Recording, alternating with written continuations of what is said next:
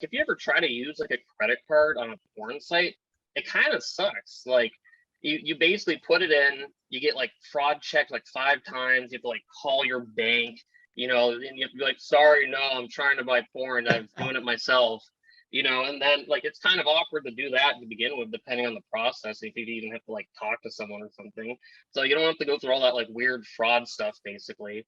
Um, and then also, you're not going to look on your bank account and it's not going to say like, bought, this crazy video, right on the statement, and your wife's going to see it or something like that. It's just going to say bought cryptocurrency basically or something like that. Like it's going to protect you in a way that, you don't have normally basically from a credit card.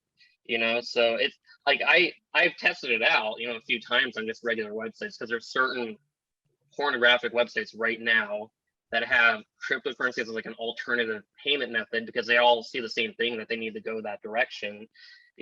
You could try to go on literally like manyvids.com, try to use any one of your credit cards.